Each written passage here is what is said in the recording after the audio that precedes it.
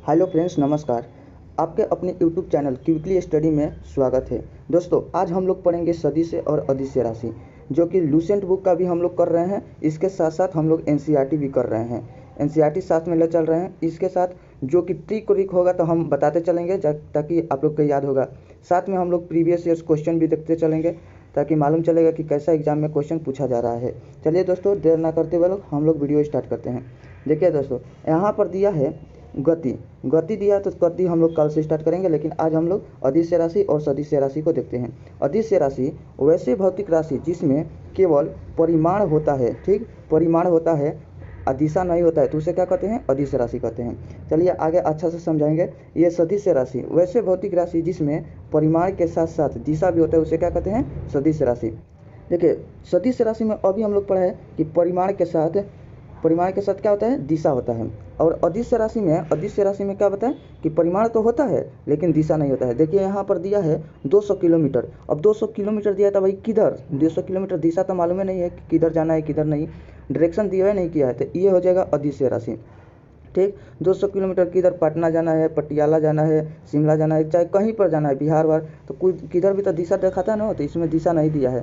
तो ये क्या हो गया कि अदिश राशि। इसमें देखिए यहाँ पर 200 किलोमीटर दिया है, लेकिन इसके साथ डायरेक्शन भी दे दिया गया है कि इधर है, इधर शिमला है, इधर पटियाला है, तो इधर पटना है। पटना मान लो कि 200 किलोमीटर चाहे 5 किलोमीटर, कुछ भी, मतलब कि इसके साथ दिशा देना होना अनिवार्य है। तो सदिश से कहेगा अदिश राशि जिसमें परिमाण हो बाकी दिशा ना हो, उसे अदिश राशि कहेगा। यहाँ तक तो समझ में आ गया। अब चलिए आगे हम लोग क्या करेंगे कि अब याद करेंगे सदिश राशि को, अदिश राशि को। तो हम लोग देखिए, सदिश राशि को याद करने के लिए एक सुपर ट्रिक है जो कि हम बनाए हैं। आप लोग भी ऐसे भी याद कर सकते हैं, चाहे हम बताते हैं उसके तरीके से याद कर सकते हैं। देखिए, सदिश राशि, इसको हम लोग याद करेंगे शादी से। ठीक, शादी से याद करेंगे। सदिश को हम लोग क्या मानेंगे? शादी। ट्रिक है भाई कि याद कर लेना है कैसे भी करके। सदिश राशि को हम लोग कैसे करेंगे? शादी से। तो देखिए, शादी जो होता है बलपूर्वक नहीं होता है। शादी कैसे नहीं होता है? बलपूर्वक नहीं होता है। तो बल से याद आएगा शादी, यानी कि शादी बलपूर्वक नहीं होता है, तो हो जाएगा ना बल। तो बल क्या हो जाएगा? सदिश राशि।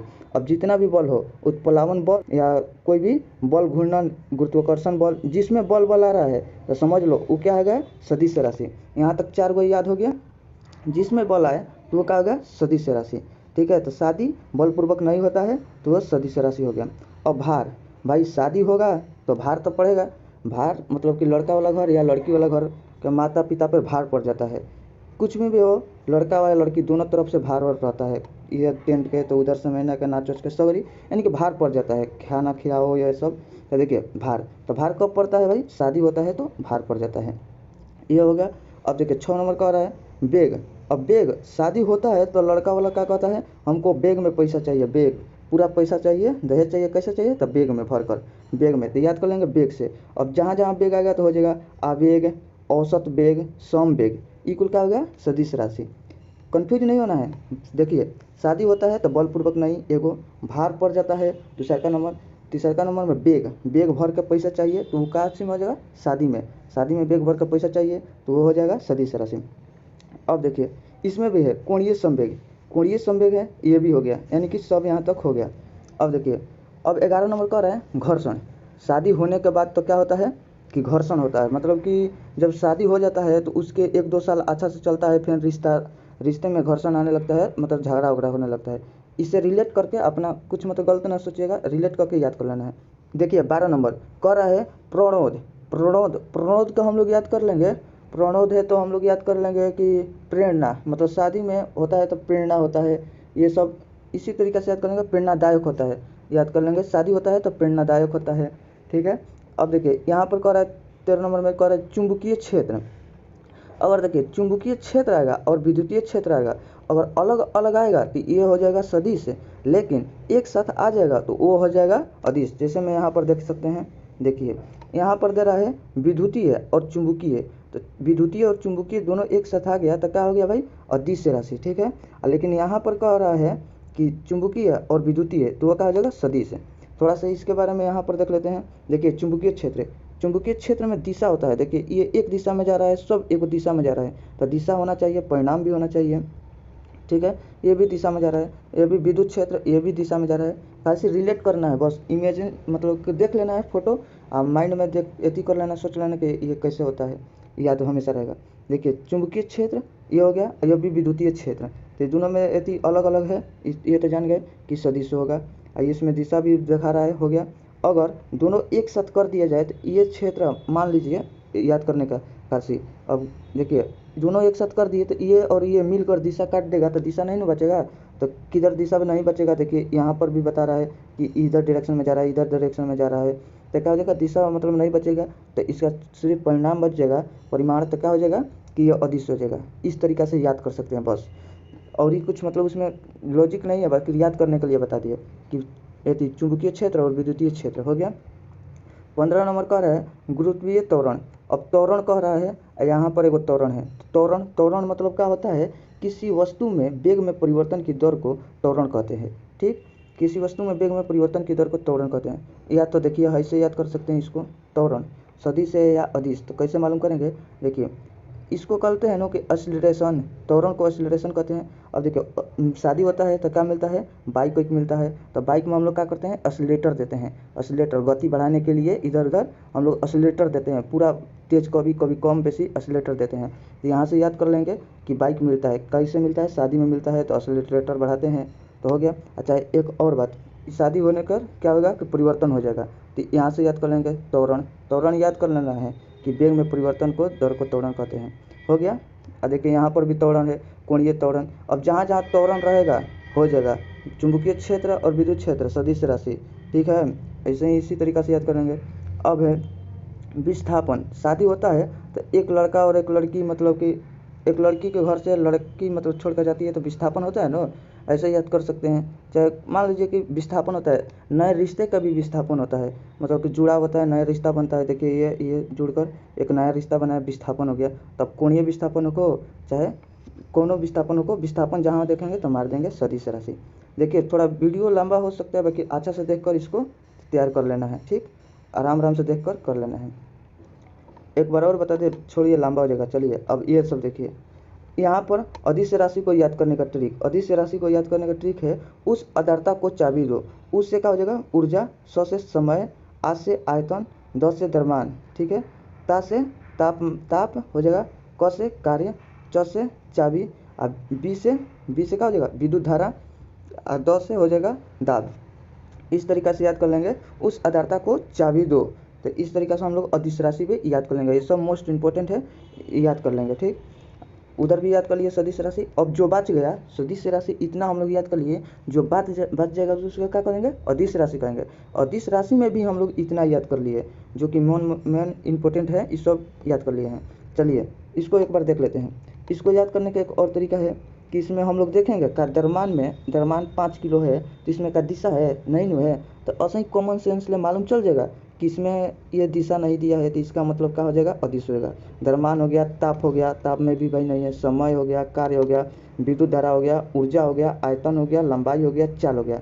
आप लोग इसको देखिएगा और सोचिएगा कि इसमें दिशा है कि नहीं है, ऐसे भी मालूम चल जाएगा। अब वो भी तो बता दिए, सब हो जाएगा। देखिए यहाँ पर दाब हो गया, घनत्व हो गया, तीव्रता हो गया, प्रतिरोध हो गया, संयंता हो गया, एट्रोपी हो गया, गुरुत्वीय स्थिरांक हो गया, विद्युत आवेश हो गया, दाब हो गया, विद्युत चुंबकीय। यहाँ पर देखिए विद्युत चुंबकीय तो पूरा पढ़ा दिए, ये यहाँ पर हो गया, इसलिए इसको पढ़ा है कि यहाँ पर भी विद्युत क्षेत्र है, यहाँ पर भी मतलब विद्युत क्षेत्र है, और यहाँ पर चुंबकीय क्षेत्र है, तो कहीं गलती ना हो जाए, दोनों एक साथ आ जाएगा तो अदिश, दोनों अलग अलग रहेगा सदिश। आज तक अब तक कोई नहीं भूलेगा, इतना ही है। यहाँ पर कह रहे चुंबकीय प्रवाह, ये भी क्या हो जाएगा, सदिश। ये सब देख लीजिएगा। ये हो गया परिणाम दिशा, ये तो बता दिए हैं। अब देखिए सदिशों का निरूपण। सदिशों का निरूपण मतलब क्या कह रहे हैं, रिप्रेजेंट ऑफ अ वेक्टर। सदिशों का निरूपण तो करने के लिए किसी भी भौतिक राशि के ऊपर तीर के चिन्ह का प्रयोग किया जाता है, ठीक है, मतलब बनाया जाता है, करा जाता है। देखिए यहाँ पर क्या कह रहे हैं कि ए है, ए के ऊपर क्या लगा दिया है, तीर, तो तीर के चिन्ह लगा देंगे तो वो क्या होगी, सदिश का निरूपण का है कि सदिश ऐसा कहला। अब कह रहा है सदिशों का बीजीय गणित। सदिशों का बीजीय गणित तो सदिशों का जोड़ एक हो गया, और सदिशों का गुणनफल 2 प्रकार का होता है। चलिए हम लोग एक एक करके पढ़ेंगे। सदिशों का जोड़ के क्या कहेंगे, त्रिभुज नियम से। देखिए सदिश को तो हम लोग जान गए, तीर के ऊपर लगाया, तीर मतलब कोई भी अंक हो उसके ऊपर तीर का निशान लगा देंगे तो क्या हो जाएगा, सदिश हो जाएगा।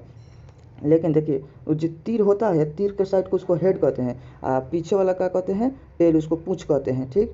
यहाँ पर क्या है, डायरेक्शन, मैग्नीट्यूड, उसका लंबाई कितना क्या है, ये सब, ये तो थोड़ा बेसिक जान गए। अब देखिए हम लोग कैसे इसको जोड़ेंगे, तो जोड़ने का नियम होता है कि हई हेड का एगो हेड एगो टेल से जुड़ता है, हेड हेड से नहीं जुड़ेगा, एगो हेड और एगो टेल से जुड़ता है। जैसे में देखिए यहाँ पर दे रहा है वेक्टर पी, यहाँ पर ही वेक्टर पी है, तो वेक्टर पी को लेकर आए इसका हेड, ठीक, इसका हेड, अब वेक्टर है का क्यू है, इसका टेल, इसका पूंछ, हम लोग इसका पूंछ इसका हेड हम लोग जोड़ेंगे, ठीक। तो यहाँ पर एगो हम लोग का मिलेगा आर मिल जाएगा, इसको आर हो जाएगा, आर बराबर vector P plus vector Q, यहाँ पर हम लोग लिखा देंगे, जोड़ देंगे। अब हो गया।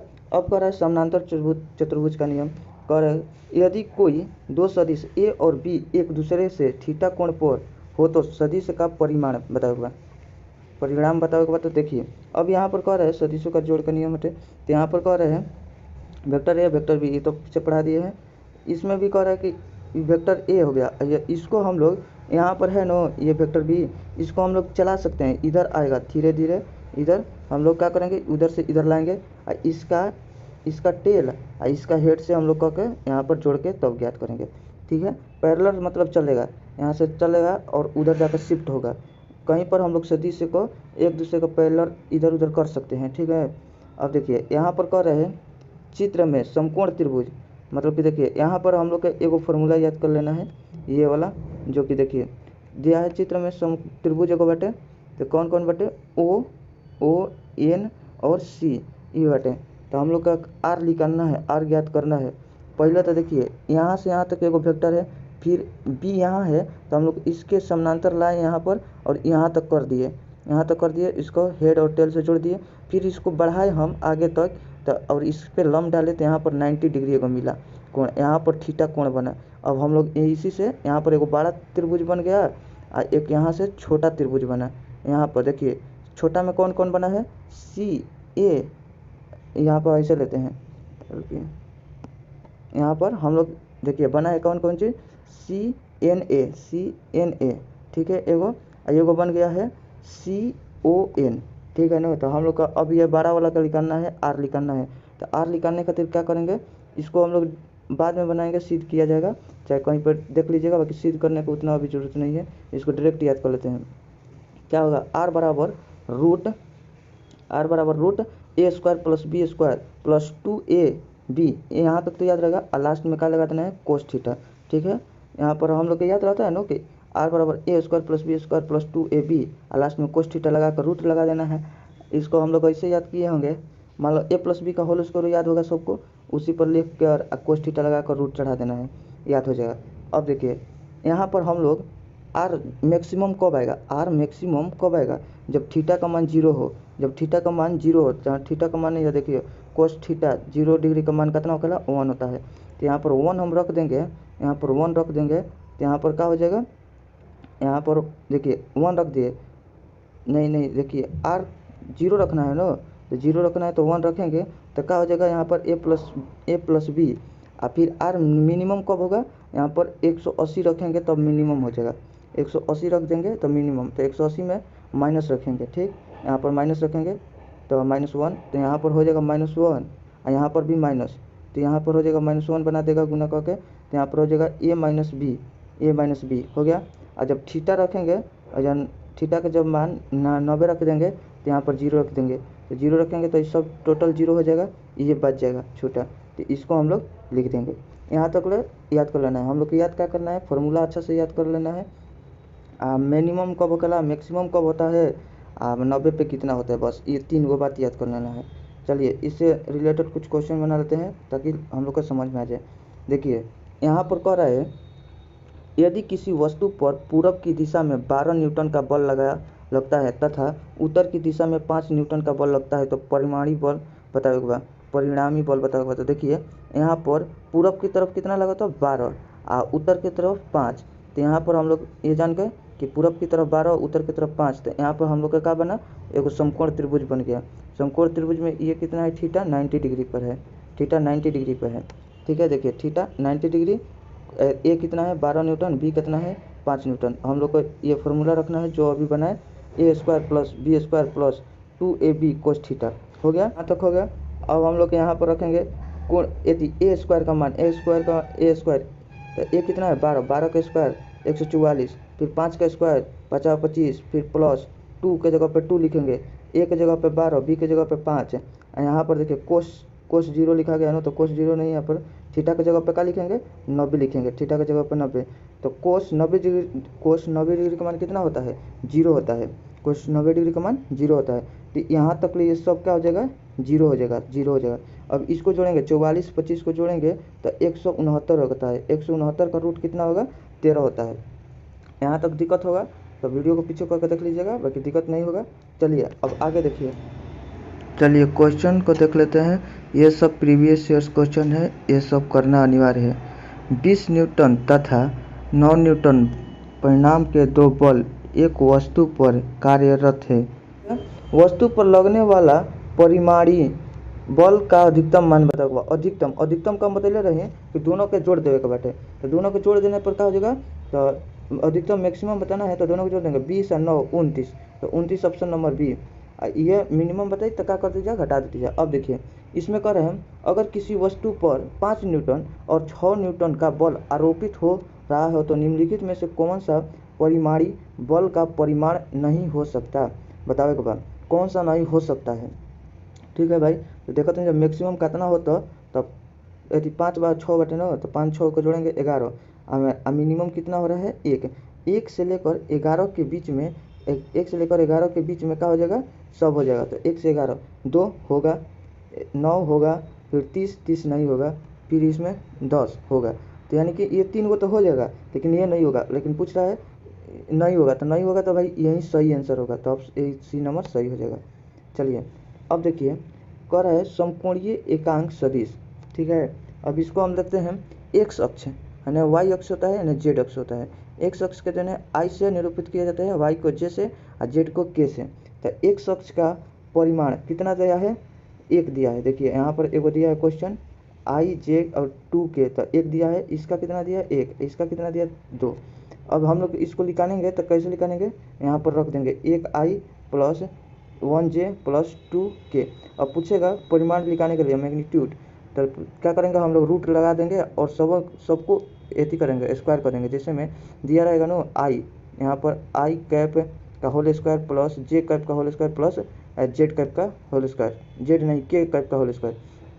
तो यहाँ पर 1 का स्क्वायर तो 1 होता है, 1 का स्क्वायर 1, 2 दूनी 4, तो यहाँ पर 4 और 2 6 रूट 6 हो जाएगा किसी। चलिए हो गया। अब देखते हैं हम लोग यहाँ पर, अब फिर क्वेश्चन है एग्जाम्पल देख लेते हैं जो कि दिया है 1i plus 2j plus 0k, इसका मैग्नीट्यूड बताना है। तो बताइए कैसे होगा, रूट 1 का होल स्क्वायर प्लस 2 का स्क्वायर प्लस 0 का स्क्वायर, तो 2 दूनी 4 और 1 तो रूट 5 हो जाएगा। ये बहुत सिंपल था, इसको भी हम लोग कर लेंगे। ठीक है, यहाँ पर ये कुल अक्ष के बताया गया है 3D में, देख लीजिएगा थोड़ा। अब देखिए यहाँ पर कह रहे हैं सदिशों का गुणनफल। सदिशों का गुणनफल 2 प्रकार का होता है, वो डॉट प्रोडक्ट है, वो क्रॉस प्रोडक्ट। तो देखिए पहला हम लोग पढ़ते हैं सदिशों का अदिश गुणनफल। सदिशों का अदिश गुणनफल, सदिशों के अदिश गुणनफल को डॉट से सूचित किया जाता है। यदि कोई दो सदिश ए और बी एक दूसरे से थीटा कोण पर हो तो उनका अदिश राशि कितना हो जाएगा, थीटा कोण पर हो तो उसका अदिश कितना हो जाएगा। तो देखिए यहाँ पर कह रहे हैं यदि ए डॉट ए क्रॉस, मतलब क्रॉस नहीं, ए ऊपर ऐसे देती है ए डॉट बी बराबर होता है ए बी कोस थीटा। ठीक है, यहाँ पर हो गया। अब देखिए यहाँ पर थीटा कोण पर, जहाँ थीटा क्या है ए और बी का बीच का कोण है, यहाँ पर हम लोग का लिखा जाएगा, ये वाला याद कर लेना है, क्या हो जाएगा ए वेक्टर इंटू बी वेक्टर, ठीक, अब बराबर ए बी कोस थीटा हो जाएगा। चलिए यहाँ पर कह रहे हैं सदिशों का अदिश गुणनफल एक अदिश राशि है। सदिशों का अदिश गुणनफल क्या होता है, एक अदिश राशि होता है। देखिए सदिशों का अदिश गुणनफल अदिश होता है। ठीक है, यहाँ पर अब ये बता देते हैं सदिशों का सदिश गुणनफल सदिश होता है, कंफ्यूज नहीं होता होना है, मतलब सदिश का सदिश है, अदिश का अदिश हो गया। अब देखिए बी नंबर में कह रहे हैं सदिशों का सदिश गुणनफल। सदिशों के सदिश गुणनफल को क्रॉस से सूचित किया जाता है। यदि कोई दो सदिश, ठीक ना, ए और बी एक दूसरे से थीटा कोण पर हो तो उसका सदिश गुणनफल बताना है। देखिए ए और बी बड़ा सन एकनी के एक दूसरे के थीटा कोण पर बड़ा सन, तो एकनी के सदिश से गुणनफल बतावे। तो एथी vector a cross vector b बराबर ए बी साइन थीटा। यहाँ पर ऐसे एन ऐसे लगाया गया है एन के ऊपर, जो कि तल के लंबवत सदिश से है। ठीक है, अब हम लोग के दो को फॉर्मूला मिल गया है। कौन कौन मिला है? एगो मिला है ए बी, यहाँ पर लिख रहे हैं वेक्टर ए और वेक्टर बी इंटू यहाँ पर है वेक्टर ए और वेक्टर बी, तो हो जाएगा ए बी कोस थीटा, सदिश के रूप में होगा ए बी साइन थीटा। बस दोनों में यही देखना है, इसमें कोस थीटा है, इसमें साइन थीटा है। उसको हम क्या करते हैं? डॉट प्रोडक्ट से करते हैं, इसको हम क्रॉस प्रोडक्ट से करते हैं। ठीक है, यह वाला जान गए। अब आगे देखते हैं। अब कह रहा है देखिए वेक्टर ए, इसको हम वेक्टर ए मानेंगे। क्या है? Two i cap minus 2j minus 3k। फिर वेक्टर बी को, वेक्टर बी कितना दिया है? 4i plus 3j minus k। ध्यान से देखना है, थोड़ा वीडियो का आराम से करके देख लेना है, बट देखना है, छोड़ कर भागना नहीं है वीडियो, नहीं तो फिर आ जाएगा क्वेश्चन, इतनी गलती हो जाएगा। देखिए हो गया ए और बी का हम लोग क्रॉस करेंगे तो क्या होगा कि देखिए ए में यहाँ पर 2 में, देखिए 2 में 4 से गुना करेंगे, 4 दूनी 8, फिर यहाँ पर माइनस है, यहाँ पर प्लस है तो माइनस होगा, तो 3 दूनी 6, और फिर जो आई है तो आई स्क्वायर हो जाता है, जे है तो जे स्क्वायर होता है, के होता है तो के स्क्वायर होता है। इतना जानते हैं, बेसिक है, लेकिन तब पर भी बता देते हैं हम लोग। यहाँ पर माइनस है तो माइनस क्या हो जाएगा? प्लस, यहाँ पर क्या हो जाएगा? 3। इतना तो बेसिक समझ में आ रहा है ना। जैसे में कि I square plus J square plus K square का मान 1 होता है, तो यहाँ पर 8 में 1 से गुना करेंगे तो 8 हो जाएगा। यहाँ पर 6 और जे स्क्वायर दिया था, जे स्क्वायर का मान 1 रखेंगे तो 1 में 6 से गुना करेंगे तो 6 हो जाएगा। यहाँ पर 3, तो इसको सॉल्व करेंगे तो आ जाएगा 5। चलिए अगला क्वेश्चन यहाँ पर कह रहा है कि वेक्टर ए और वेक्टर बी परस्पर लंबवत होंगे। कब होंगे? जब क्रॉस प्रोडक्ट रहेगा बराबर 0 रहेगा तो होंगे, या vector a plus vector b बराबर 0, या वेक्टर ए इंटू बी बराबर 0, या वेक्टर ए माइनस बी बराबर 0। तो ऑप्शन नंबर इसका सी हो जाएगा। ठीक है, याद कर लेना कि जब vector a into vector b बराबर 0 आ जाएगा नो, तो क्या होगा? परस्पर लंबवत होंगे। प्रीवियस ईयर क्वेश्चन है। देखिए और बताना है, इसमें कह रहा है एक, अब प्रीवियस ईयर क्वेश्चन करना है। ठीक है, इसको अच्छा से करिएगा, थोड़ा सा है और देख लेते हैं। यहाँ पर कह रहा है एक अदिश्य राशि में खाली स्थान होती है, अदिश्य राशि में, अदिश्य में, तो अभी बताए थे सदिश में क्या होखेला? परिमाण और दिशा दोनों होखेला। तो इसमें कह रहा है परिणाम होता है लेकिन कोई विशेष दिशा नहीं होती है। ये तो सही लग रहा है, अभी देखते हैं और ये सही है। केवल दिशा होता है, अदिश्य राशि में केवल दिशा होता है। गलती है भाई, दिशा तो ना होखेला, उसमें गलती है। परिणाम और दिशा दोनों होते हैं ना भाई, अदिश्य राशि में परिणाम दिशा नहीं होता है, ना तो परिणाम ना ही अदिश्य। परिणाम तो होला, परिमाण तो होला, बाकी अति दिशा ना होखेला, तो ये भी नहीं होगा। तो इसका क्या हो जाएगा? Option number A. अब कह रहे हैं निम्न में से सदिश राशि को पहचाने, सदिश राशि को पहचाने के बाद, तो भाई ताप तो ना हो कि दाबो ना कि सदिश देखेंगे तो इसमें बेग आ गया ना। तो बेग में क्या होगा? शादी में बेग भर पैसा मंगा रहा दहेज में, चाहे कुछ भी है, तो शादी से हम याद कर जाते हैं बेग। चलिए, तो ये मिल गया। ये दूरी भी नहीं होगा। चलिए यहाँ पर कह रहे हैं अदिश्य राशि का उदाहरण है, अदिश्य राशि। तो सदिश राशि भाई बलपूर्वक शादी होकेला तो सदिश हो गल। त्वरण से क्या हो गल? हमने को बतला नहीं जा, त्वरण ऑसिलेटर बेग में परिवर्तन, ये सब बताए थे ना। इक्वल शादी में बाटे इक्वल। अब तापमान तो शादी में नहीं किया पहले, बाकी बेग वाला शादी में पढ़ लो, जाके बेग भर चाहिए, तो इक्वल तो सदिश हो गल। तो है ये अदिश्य हो गल, तो ऑप्शन नंबर सी हो जाएगा, अदिश्य राशि। इसमें कह रहा है निम्न में से किस समूह में सभी राशियाँ सदिश हैं? बताइए एक बार। सदिश राशि तो कार्य करे खातिर ऊर्जा बलपूर्वक तो होखेला, बाकी कार्य और ऊर्जा इटा अथी का हो गल, अदिश के हो गल। अब चलो चाल का बा, चाल बाटे, त्वरण बाटे, बेग बाटे। चाल तो ना हो कि कैसे कि चाल कितना चाल के ना चाल दिशा उशा का मालूम बुझात नहीं है, तो इक्वल चाल हम लोग पढ़े थे, उस अधरता को चाबी दो, तो इससे से पढ़े थे, तो ये वाला भी नहीं होगा। इसमें क्या हो जाएगा? बेग भर में चाहिए, त्वरण भी चाहिए, त्वरण होखेला, ये भी बताए थे। बलपूर्वक शादी ना होखेला, तो यानी कि तीनों मिल रहा है, तो इससे क्या हो जाएगा? सदिश राशि, ऑप्शन नंबर सी। आप लोग भी कमेंट कीजिएगा जो आएगा। इसमें बताना है निम्न में से कौन सा सदिश राशि नहीं है? सदिश राशि नहीं है, बताइए। बेग में भाई ये भी बेग, इसमें भी बेग है, इसमें भी बेग है, इसमें भी बेग है, कोणीय बेग। तो बेग जो भी बेग है बताए थे बिल्कुल शादी में होता है, बेग पैसा भर कर बेग वाला शादी में होता है, तो ये सदिश राशि हो गई। एक तो सदिश राशि नहीं है, तो नहीं है, तो ऑप्शन नंबर डी द्रव्यमान नहीं है। अब कह रहा है दो सदिशों का गुणनफल होता है, दो सदिशों का गुणनफल होता है मतलब कि सदिश भी होता है, दो सदिशों का गुणनफल सदिश भी हो सकता है और अदिश भी। तो ऑप्शन नंबर ए और बी हो जाएगा। बताइए इसमें कह रहा है 11 न्यूटन और 15 न्यूटन परिमाण के दो बल एक वस्तु पर कार्य करता है, वस्तु पर लगाने वाला परिमाणी बल अधिकतम होगा। अधिकतम बताना है, तो अधिकतम कितना होगा, हम बताए थे अधिकतम बोलेगा तो जोड़ देना है। तो 11 और 15 कितना हो जाएगा, देखिए एग्जाम में यूनिट डिजिट खाली देख लेना है। इधर देखिए 5 है, इधर 1 6 और इसमें नहीं है, इसमें भी नहीं है, इसमें नहीं है, इधर है।